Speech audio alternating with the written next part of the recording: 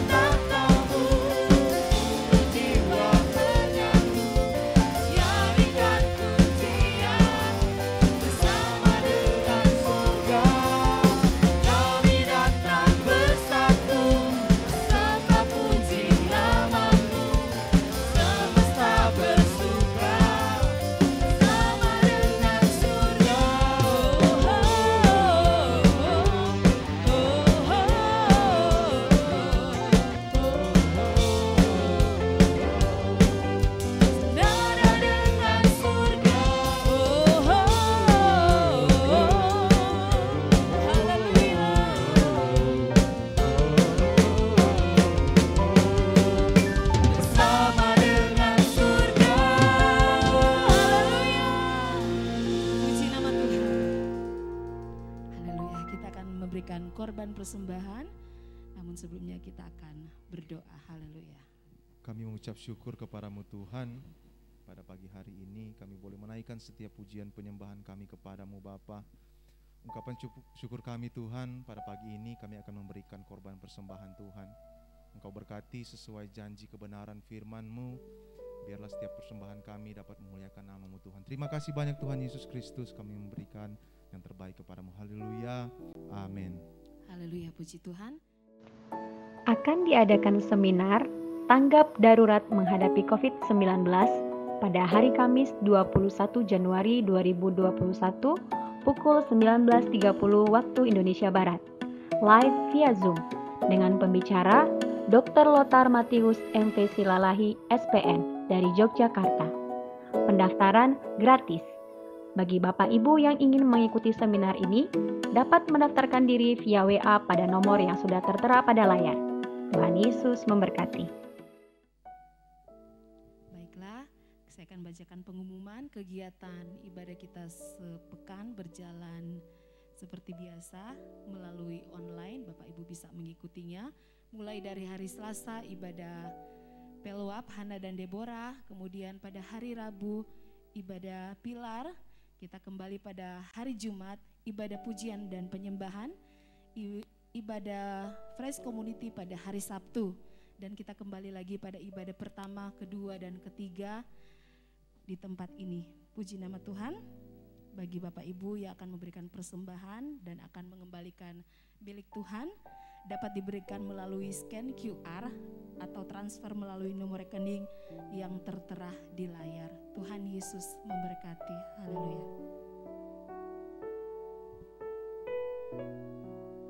Terima kasih Tuhan. Terlalu ajaib Tuhan janji-Mu bagi kami. Haleluya.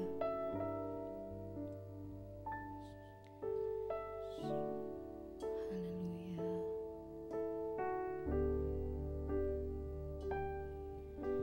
Sungguh besar setiamu, Kau nyatakan bagiku. Kau Bapa yang selalu mengerti isi hatiku. Kemuliaan-Mu Kau janjikan, aku tetap percaya, ku percaya janji-Mu ajaib terukir dalam kehidupanku. Ku berserah di dalam kekuatan-Mu, hanya Kau segalanya bagiku. Ku percaya janji-Mu ajaib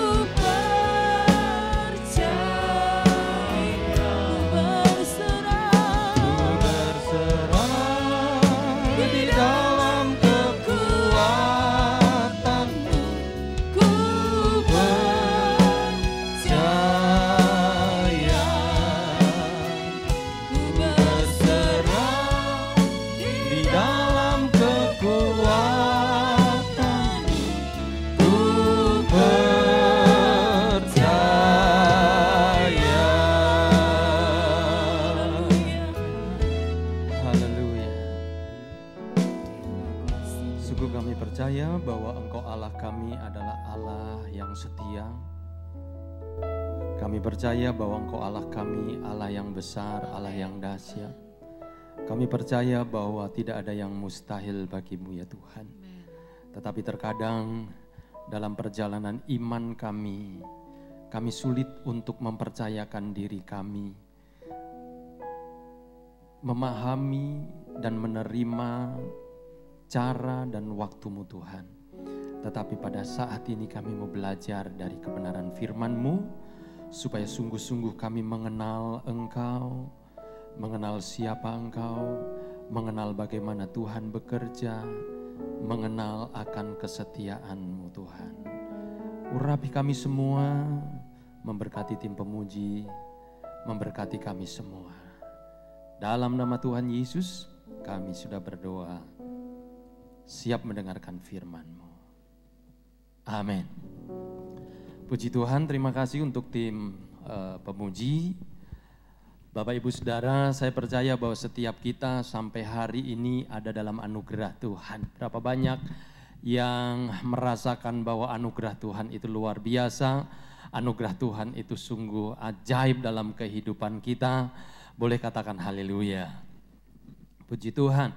Saya ingin sebelum lanjut dalam firman Tuhan, saya ingin menyampaikan atau menginformasikan ya, sekali lagi Bapak Ibu Saudara, kita sudah 2 minggu ya dengan minggu ini ibadah online seperti yang sudah disampaikan melalui pengurus ya kepada kita semua. Itu sebabnya untuk sepanjang minggu ini ya, ibadah-ibadah pertengahan minggu kita masih online. Kita masih mengikuti dengan daring melalui YouTube atau juga doa-doa setiap hari melalui Zoom. Tetapi untuk ibadah minggu nanti ya, minggu depan kita sudah akan beribadah secara offline. Ya, jadi kita akan kembali beribadah bertatap muka. Bapak Ibu Saudara bisa datang ke gereja sebagaimana biasa hari-hari Minggu yang lalu ya. Tentunya kita akan lebih memperketat, kita akan lebih lagi mengawasi atau memperhatikan protokol kesehatan ya, supaya kita semua boleh datang dan pulang dan kita tetap aman ya, dan kita tetap berdoa Bapak Ibu Saudara supaya kegiatan-kegiatan kita ya melalui ibadah bahkan juga dalam aktivitas kita sehari-hari kita akan tetap dilindungi oleh Tuhan, tetapi jangan lupa kita pun juga tetap harus berjaga-jaga sesuai dengan anjuran dari pemerintah kita. Puji Tuhan.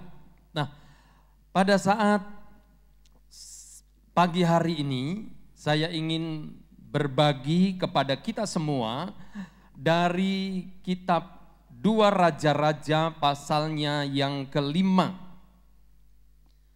2 Raja-Raja pasal yang ke-5. Cerita tentang satu tokoh sekalipun dia ini bukan orang Yahudi atau bukan orang Israel, tidak mengenal Allah Israel, tetapi pada akhirnya ketika ada terjadi sesuatu dalam hidupnya, dia pergi ke Israel, dia pergi ke Samaria, menemui raja, menemui nabi Tuhan, dan dia mendapat solusi, dia mendapat jawaban, dia mendapat pertolongan dari Tuhan melalui hamba Tuhan atau nabi Tuhan yang ada. Sebelum saya masuk tentang orang ini, ya Bapak Ibu mungkin kalau sudah melihat di dalam Alkitab kita sudah tahu ini nama ya, orang ini adalah Naaman. Nah, saya ingin cerita sedikit latar belakang dari kejadian ini.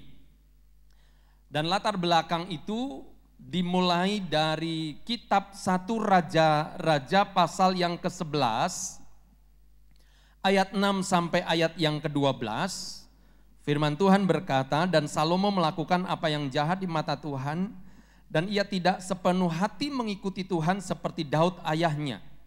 Pada waktu itu Salomo mendirikan bukit pengorbanan bagi Kamos, dewa kejijikan sembahan orang Moab di gunung di sebelah timur Yerusalem, dan bagi Molok, dewa kejijikan sembahan Bani Amon. Demikian juga dilakukannya bagi semua istrinya, orang-orang asing itu, yang mempersembahkan korban ukupan dan korban sembelihan kepada Allah-Allah mereka. Sebab itu Tuhan menunjukkan murkanya kepada Salomo, sebab hatinya telah menyimpang dari Tuhan, Allah Israel yang telah 2 kali menampakkan diri kepadanya, dan yang telah memerintahkan kepadanya dalam hal ini supaya jangan mengikuti Allah-Allah lain. Akan tetapi ia tidak berpegang pada yang diperintahkan Tuhan. Lalu berfirmanlah Tuhan kepada Salomo, oleh karena begitu kelakuanmu, yakni engkau tidak berpegang pada perjanjian dan segala ketetapanku yang telah kuperintahkan kepadamu, maka sesungguhnya aku akan mengoyakkan kerajaan itu daripadamu dan akan memberikannya kepada hambamu. Hanya pada waktu hidupmu ini aku belum mau melakukannya, oleh karena Daud ayahmu, dari tangan anakmu lah aku akan mengkoyakkannya. Puji Tuhan, sampai di situ. Ya, Daud, Alkitab katakan adalah orang yang berkenan di hati Tuhan. Sekalipun Daud banyak melakukan kesalahan, ada banyak hal yang tidak berkenan kepada Tuhan, tetapi istimewa dari seorang pribadi yang bernama Daud adalah kalau dia diingatkan oleh Tuhan, oleh Nabi Tuhan, maka dia cepat untuk bertobat kembali kepada Tuhan. Walaupun dia banyak sekali melakukan kesalahan yang menyakiti hati Tuhan, tetapi setiap kali ada teguran, dia langsung berbalik kembali kepada Tuhan, bertobat dan mau memperbaiki hidupnya. Dan Tuhan tidak mencari orang yang sempurna tentunya, karena tidak ada manusia yang sempurna, ya, kecuali Yesus Kristus yang adalah Allah dan juga manusia, yang juga karena dia sempurna dalam arti untuk bisa layak menjadi korban.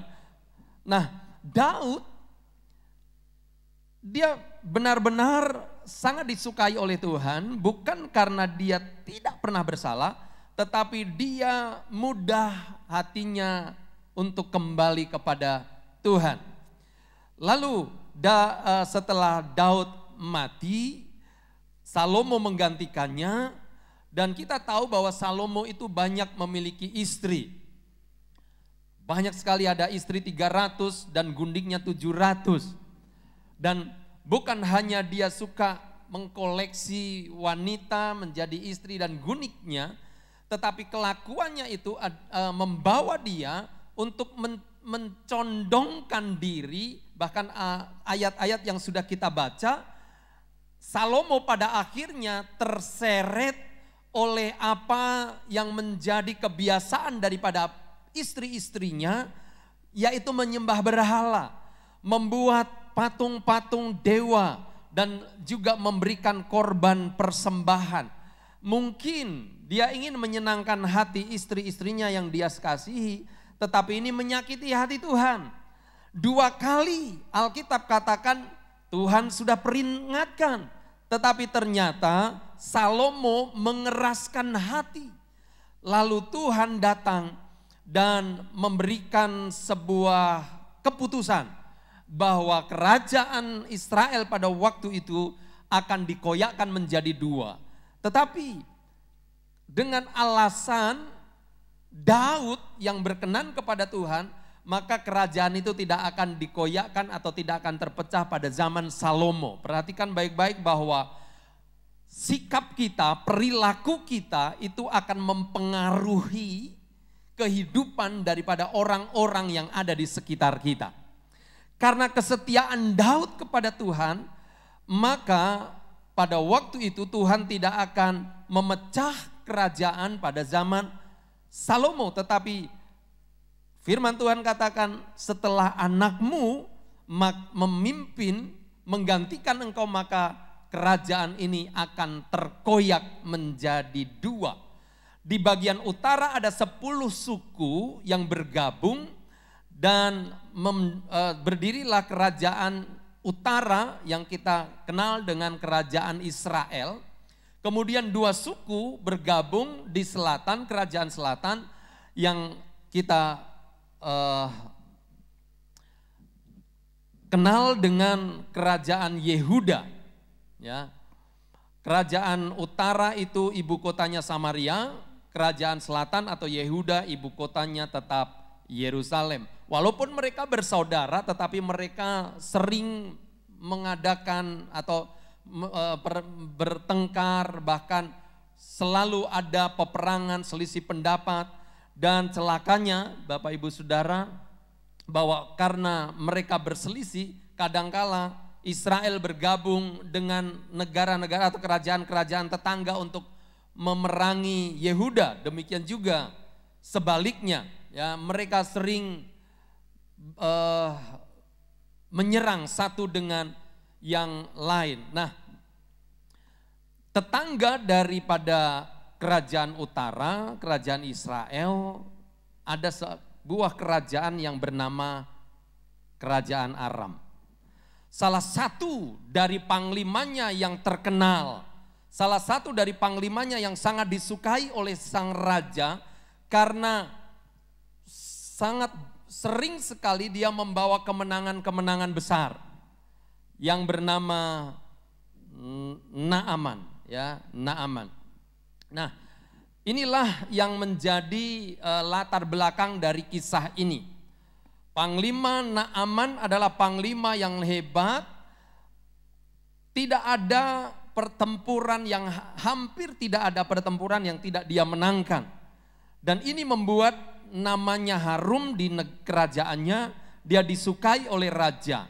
Tetapi walaupun dia disukai dan diandalkan oleh rajanya, ada satu masalah dalam dirinya. Alkitab, kita akan masuk di dalam ayat-ayat pokok kita. Di dalam 2 Raja-Raja pasalnya yang kelima, orang ini memiliki masalah pribadi yaitu penyakit kusta.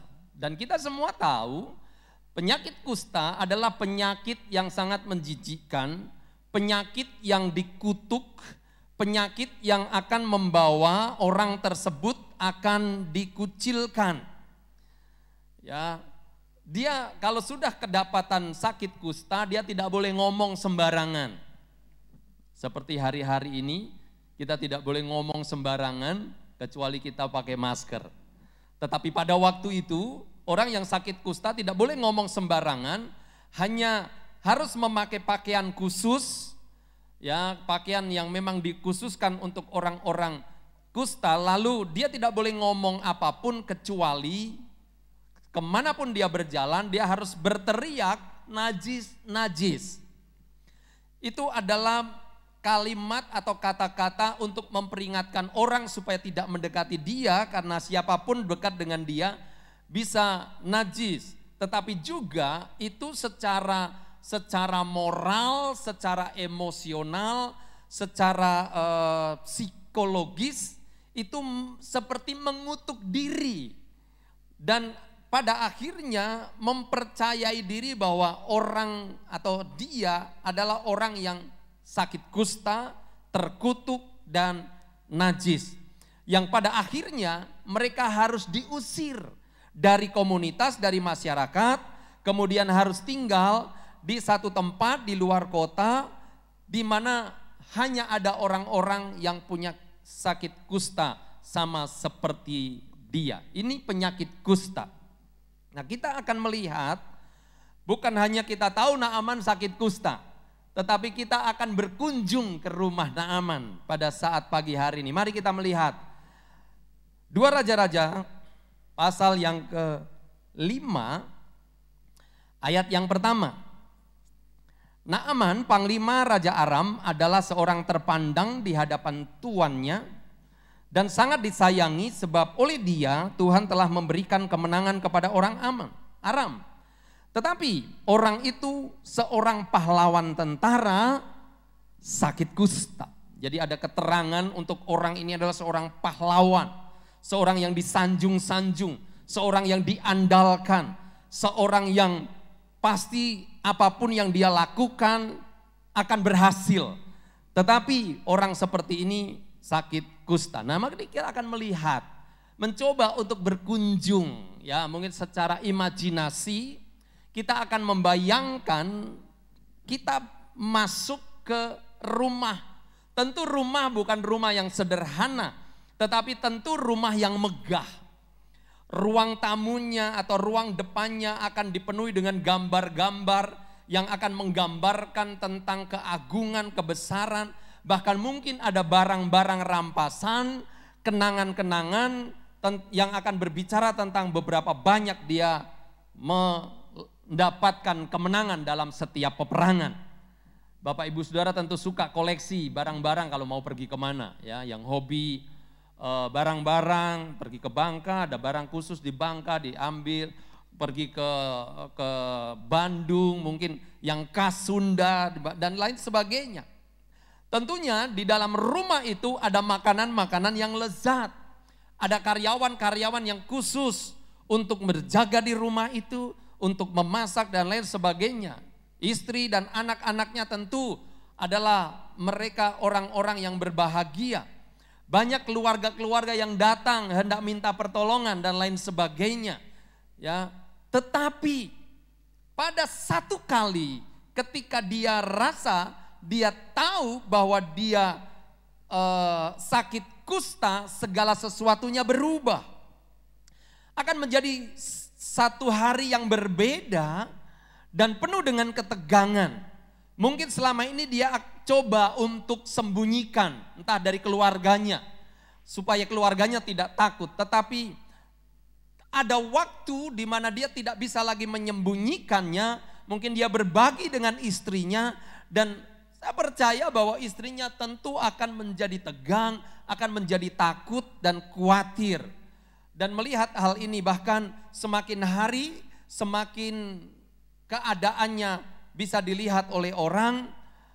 Bapak Ibu bisa bayangkan, dari seorang yang dipuja-puja, dari seorang yang selalu didatangi untuk minta pertolongan, yang selalu dekat dengan raja karena raja sangat mengandalkan dia, tetapi tiba-tiba dia tidak boleh bertemu dengan orang siapapun. Entahkah itu keluarganya, entahkah itu pegawai-pegawainya, bawahan-bawahannya, terlebih juga kepada raja, istana dan lain sebagainya.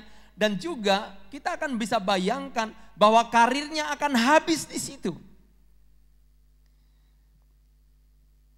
Bukan hanya karirnya habis, pasti akan mempengaruhi perekonomian, tetapi juga keluarganya pasti akan mengalami masalah di sosial, masalah di masyarakat. Karena kadangkala hukuman sosial, mental, ya moral itu lebih menyakitkan daripada sakit itu sendiri. Sama seperti hari-hari ini. Kalau sudah kedapatan kita terpapar, seolah-olah kita menjadi orang yang memang benar-benar harus terbuang. Ya. Sama seperti itu. Dan kita bisa bayangkan keadaan yang seperti itu.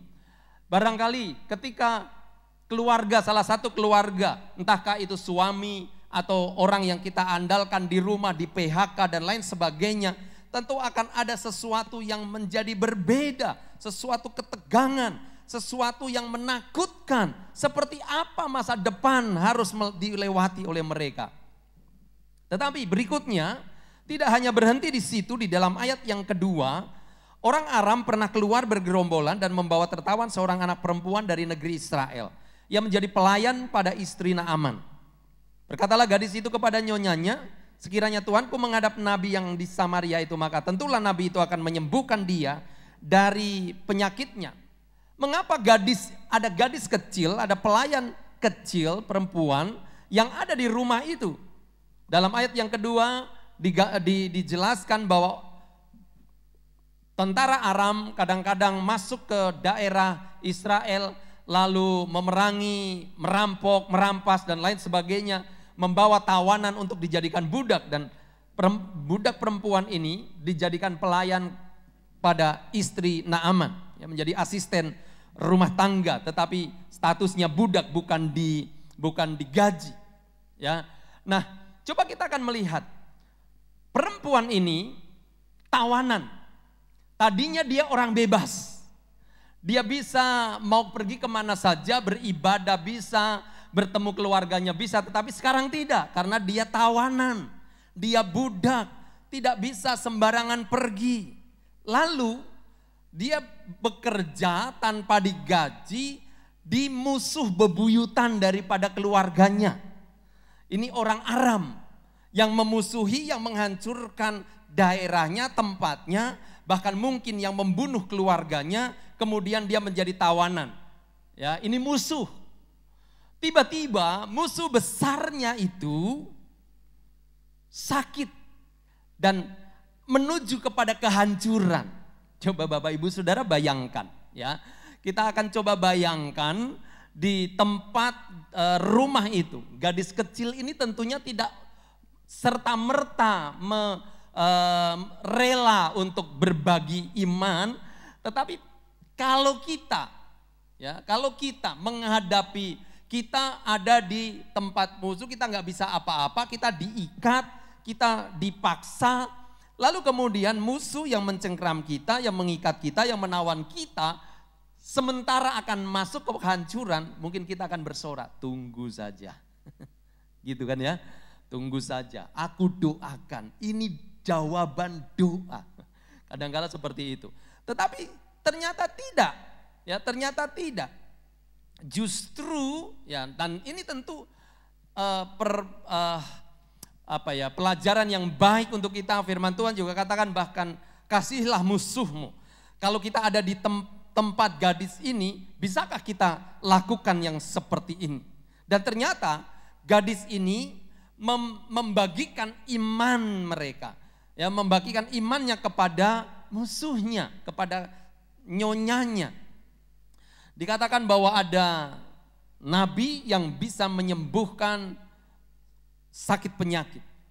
Lalu gadis ini berkata kepada nyonyanya, dan si nyonya menyampaikan kepada suaminya. Lalu Naaman minta restu kepada raja untuk pergi ke Samaria, ya pimpinannya. Nah, singkat cerita, Naaman dibolehkan cuti, ya karena memang dia sedang sakit, tentu tidak bisa bekerja. Lalu diberikan semua yang dibutuhkan, yaitu upeti, ya di situ banyak sekali yang dibawa. Kemudian juga surat dari raja, kemudian menemui sang raja. Coba kita melihat ayat yang ke-7. Dari gadis kecil ini yang rela berbagi iman, kita akan melihat Raja Israel. Kalau saya baca-baca, kemungkinan Raja Israel ini tidak disebut namanya, tetapi kemungkinan adalah Yoram, anak dari Ahab. Atau raja yang lain, Bapak Ibu sudah bisa lihat, tetapi di sini hanya ditulis Raja Israel. Ayat yang ke-7, segera sesudah Raja Israel membaca surat itu, dikoyaknyalah pakaiannya serta berkata, "Lahkah aku ini yang dapat mematikan dan menghidupkan, sehingga orang ini mengirim pesan kepadaku supaya kusembuhkan seorang dari penyakit kustanya. Tetapi sesungguhnya perhatikanlah dan lihatlah, ia mencari gara-gara terhadap aku." Seorang raja tentu mewakili atau wajah daripada kerajaannya. Ya, seperti apa kerajaan Allah kita tahu melalui siapa rajanya, yaitu Allah. Siapa dan seperti apa sebuah kerajaan itu bisa digambarkan dari rajanya. Kalau rajanya itu raja yang hebat, raja yang baik, maka kerajaannya pasti akan makmur. Jadi raja itu mencerminkan kerajaannya. Tetapi kita melihat seperti apa Raja Israel pada waktu itu. Ternyata dia meresponi dan menyikapi surat dari Raja Aram itu yang dibawa oleh Naaman sendiri. Dan ini tidak mencerminkan tentang Israel yang tahu, mengenal dan percaya akan Tuhan. Dikatakan begini, "Allahkah aku sehingga aku bisa mematikan dan menghidupkan?" Ya Bapak Ibu, kenapa dia harus tersinggung dan mengeluarkan kata-kata, apakah aku Allah? Siapa yang bilang bahwa raja itu Allah? Tidak ada. Dia saja yang merasa ya karena tersinggung. Bapak Ibu, kita bukan Allah, tetapi kita punya Allah.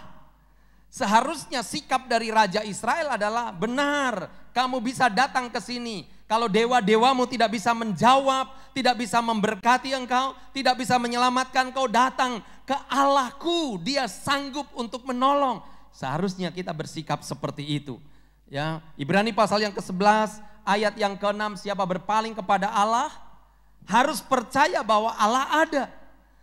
Bapak Ibu, kalau kita mempercayai Tuhan, maka kita pun harus bisa katakan, ada banyak orang akan datang minta pertolongan. Dan tentunya jangan katakan bahwa oh aku nggak bisa. Ya memang kita nggak bisa. Tetapi Allah kita, Allah yang mampu, Allah yang sanggup. Yang percaya katakan amin. Dia mengoyakkan pakaiannya karena geram dan kalut. Dalam ayat yang ke-8, segera sudah didengar Elisa bahwa Allah, abdi Allah itu, bahwa Raja Israel mengoyakkan pakaiannya karena marah, karena geram.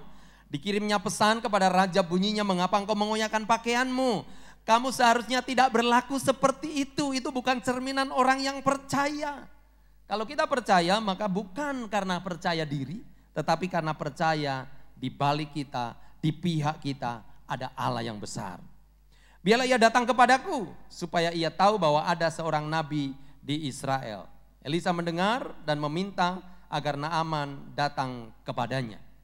Dari rumah Naaman kita tour, ya, kita datang ke istana daripada Raja Israel, dan ternyata suasana di sana bukan mencerminkan orang yang percaya kepada Tuhan. Lalu kita sekarang akan pergi ke rumah Elisa bersama dengan Naaman. Ayat yang ke-9 dan 10, kemudian datanglah Naaman dengan kudanya dan keretanya, lalu berhenti di depan pintu rumah Elisa.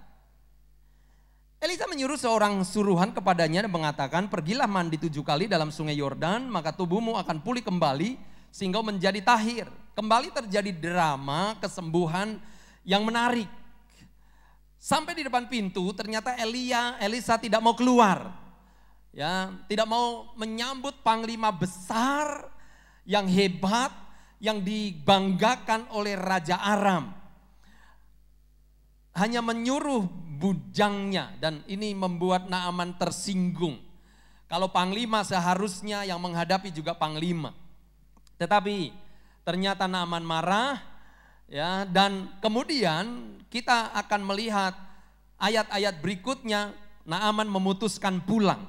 Mengapa dia marah dan ingin pulang? Coba kita lihat ayat yang ke-11. Tetapi pergilah Naaman dengan gusar sambil berkata, aku sangka bahwa setidak-tidaknya ia datang keluar dan berdiri memanggil nama Tuhan Allahnya, lalu menggerak-gerakkan tangannya di atas tempat penyakit itu dan dengan demikian menyembuhkan penyakit kustaku. Bukankah Abana dan Parpar, sungai-sungai di Damsyik, lebih baik dari segala sungai di Israel? Bukankah aku dapat mandi di sana dan menjadi tahir? Kemudian berpalinglah ia dan pergi dengan panas hati. Mengapa sulit bagi Naaman untuk mengikuti petunjuk Nabi? Tentu bukan karena dia marah kepada Tuhan, tidak percaya kepada Allahnya Israel. Karena dia jauh-jauh hari sudah mempercayai apa yang dikatakan oleh budak kecil itu. Dan dia sudah membawa surat untuk datang. Dan ini tentu bukan jarak yang sangat pendek. Ini jauh dan memakan waktu, artinya dia percaya kepada Allah Israel, artinya dalam arti pasti bisa sembuh. Bahkan gadis itu juga tidak mengatakan dia datang kepada Allah Israel, tetapi datang kepada Nabi, artinya dia juga mempercayai Nabi itu. Yang membuat dia sulit untuk mengikuti petunjuk Nabi bukan nabinya, tetapi caranya. Dia tidak setuju dengan cara Allah menjawabnya melalui nabi itu. Bukankah kita semua percaya pada Tuhan bahwa Tuhan itu besar? Nyanyian kita selalu katakan Tuhan itu ajaib, Tuhan itu dahsyat, tidak ada yang mustahil bagi Dia, Dia berkuasa dan segala sesuatu mungkin bagi Dia. Tetapi kadangkala ketika Tuhan menyarankan sesuatu melalui hamba-hambanya, melalui firman Tuhan, dan juga ketika Tuhan menjawab, kadangkala dengan cara yang tidak pernah terpikirkan, kita enggak percaya. Enggak mungkin dengan cara seperti ini. Yang benar saja. Tema saya pada saat pagi hari ini adalah, memangnya harus begitu? Gitu ya. Memangnya harus begitu? Yang benar saja. Kadangkala kita membungkus mujizat itu dengan pikiran dan cara kita. Seharusnya Tuhan melakukannya seperti ini, seperti ini, seperti ini. Kita percaya tetapi membatasi cara dan waktunya Tuhan.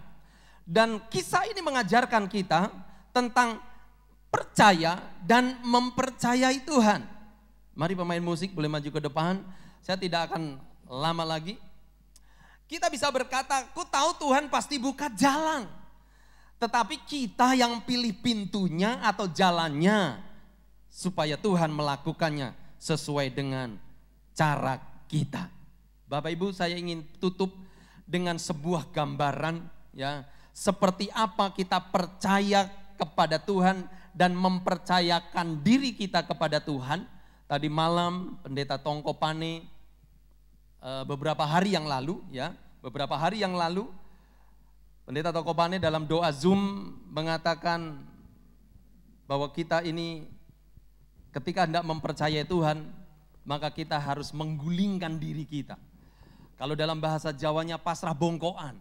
Mau dijadikan apa, mau seperti apa Tuhan bekerja, biarlah Tuhan yang bekerja. Kita hanya pasrah 100%. Bahkan tadi pagi Pendeta Tongko Pane menyampaikan firman Tuhan. Bagaimana kita menanti-nantikan Tuhan. Tidak mudah. Kita mempercayai Tuhan, tetapi mempercayai cara-cara Tuhan bekerja itu tidak mudah. Ya. Saya sering membawakan gambaran ini ya, dan kita akan menyanyikan nanti pujian dalam segala perkara Tuhan punya rencana. Ada satu peleton regu dari satu tentara ya. Mereka adalah regu khusus ya, anti teror. Dan mereka setiap kali bertugas selalu disertai dengan pakaian anti peluru. Satu kali komandannya berkata bahwa kita mendapatkan rompi anti peluru yang baru dan kita akan uji coba. Maka dipasanglah rompi itu di satu patung, kemudian mereka semua disuruh nembak ke patung itu yang memakai rompi. Lalu apa yang terjadi setelah mereka tembak dengan peluru beneran, lalu mereka semua disuruh melihat apakah rompi itu tembus, apakah patung itu terluka. Ternyata semuanya tidak, karena semua peluru jatuh ataupun nempel tetapi tidak sampai ke tubuh daripada patung itu. Lalu semua orang bersorak-sorai. Sang komandan katakan begini, kalian percaya bahwa rompi ini benar-benar hebat dan anti peluru? Kami percaya. Kalian percaya bahwa kalau kita memakai rompi ini, pasti kita akan setidaknya terselamatkan dari tembakan ke tubuh kita? Semua katakan, saya percaya, kami percaya. Baik, kalau demikian siapa sekarang yang mau mewakili patung? Memakai rompi itu dan ditembak oleh teman-temannya. Tidak ada yang mau, saudara. Percaya, tetapi untuk mempercayakan diri itu tidak mudah. Mari kita belajar sepanjang tahun 21 ini. Ketika kita percaya bahwa bagi Tuhan tidak ada yang mustahil, atau kita percaya akan firman Tuhan dalam Efesus pasal yang ketiga ayat 20 bahwa apa yang tidak pernah terpikirkan, apa yang di dalam pikiran kita, apa yang tidak pernah terlihat di mata kita, apa yang tidak pernah kita dengar di telinga kita, itu yang disediakan Tuhan. Artinya apa? Ketika Tuhan melakukan sesuatu, itu pasti sesuatu yang tidak masuk akal kita. Mari kita belajar dari kehidupan Naaman ini. Jangan kita mempercayai Tuhan tetapi tidak mempercayai cara-caranya Tuhan. bekerja. Percayalah bahwa Tuhan sanggup menolong kita, percayalah bahwa Tuhan mau menolong kita, dan percayalah bahwa cara-caranya dan jalan-jalannya itu sempurna bagi kita. Haleluya. Mari kita menyanyikan pujian bersama-sama. Dalam segala perkara Tuhan punya rencana. Saya tidak tahu apa yang menjadi pergumulan kita masing-masing, apa yang menjadi kerinduan, apa yang menjadi keinginan, harapan kita di tahun ini. Mari kita datang, bukan hanya percaya kepada Tuhan, tetapi juga mempercayakan diri kita sepenuhnya kepadanya. Haleluya.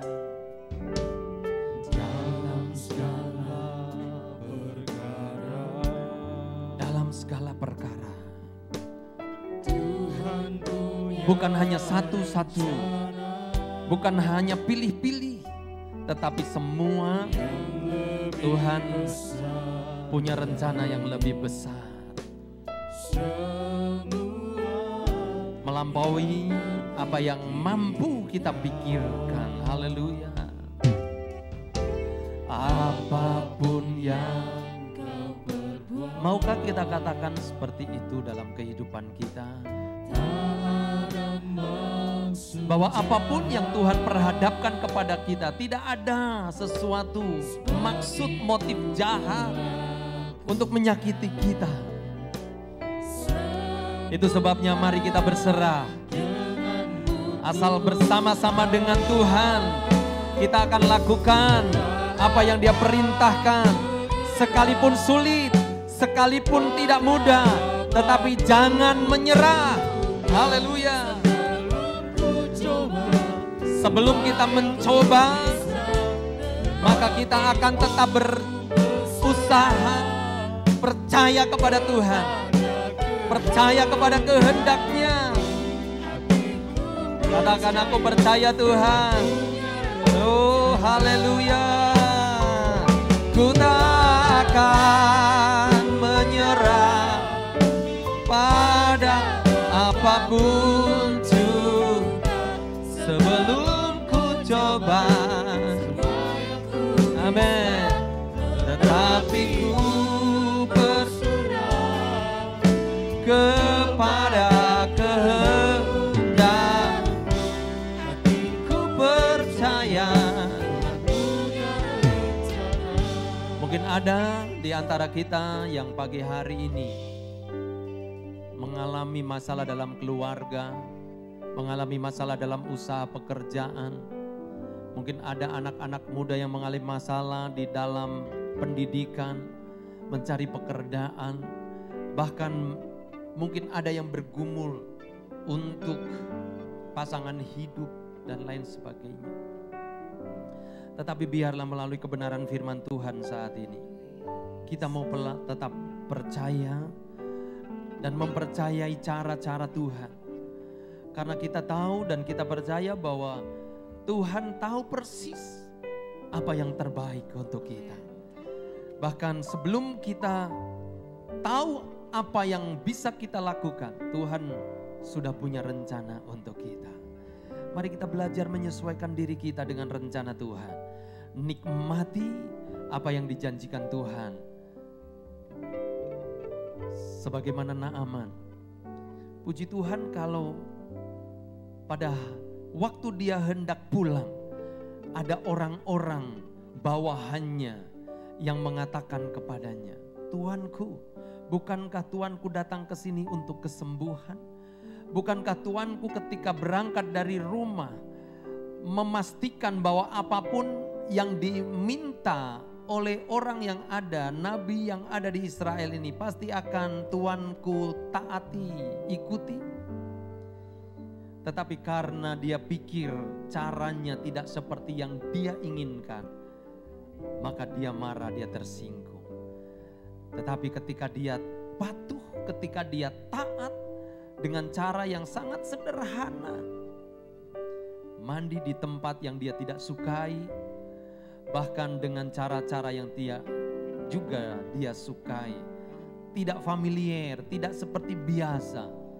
Tetapi pada akhirnya dia mengalami kesembuhan. Bahkan Alkitab katakan bukan hanya sembuh, tetapi kulitnya menjadi kulit yang baru seperti kulit bayi. Kulit yang benar-benar sehat, sembuh, pulih, bahkan lebih baik dari sebelumnya. Saya percaya ketika kita taat, Tuhan akan memberkati kita. Sebagaimana Paulus katakan dalam kitab Efesus pasal 3. Lebih dari apa yang kita bisa percayai, yang kita bisa doakan. Karena Allah menyiapkan, Allah mempersiapkan sesuatu yang ajaib, sesuatu yang besar, sesuatu yang indah bagi setiap kita. Haleluya. Mari kita datang kepada Tuhan dengan sungguh-sungguh. Haleluya, haleluya. Terima kasih Tuhan. Tak akan menyerah pada apapun juga, sebelum ku coba semua yang ku bisa. Sebab bersama-sama dengan Engkau kami dapat lakukan perkara yang besar. Bahkan kalau Engkau di pihak kami, siapa yang dapat lawan kami ya Tuhan. Hatiku percaya punya rencana. Hatiku percaya Tuhan punya rencana. Haleluya. Haleluya. Bapa, setelah mendengarkan firman-Mu, Aba berdoa, setiap umat-umat-Mu yang mendengar firman-Mu, apapun permasalahan, keperluan, kebutuhan mereka saat ini, biarlah firman-Mu akan terus memberikan kepada kami kekuatan, pengertian, bahwa sesungguhnya Engkau Allah yang tidak pernah berubah.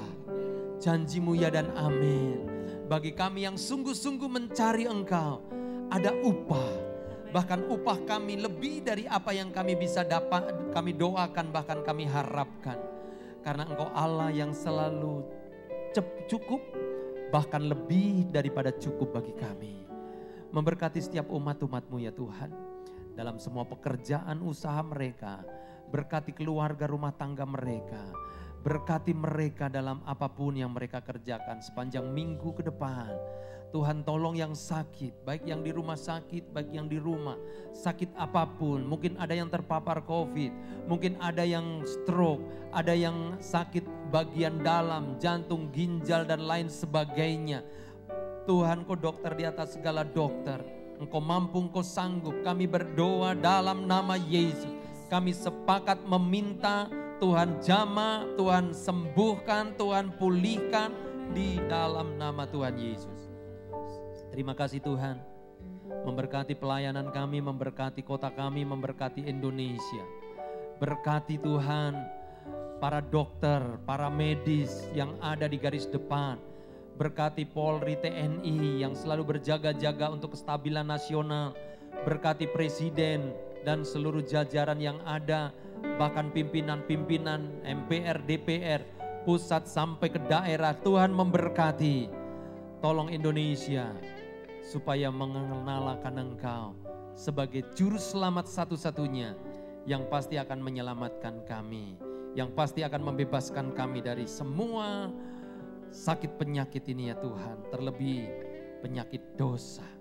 Itu sebabnya tolong kami semua mengucap syukur untuk semua korban syukur, persembahan, bahkan yang mengembalikan milik Tuhan.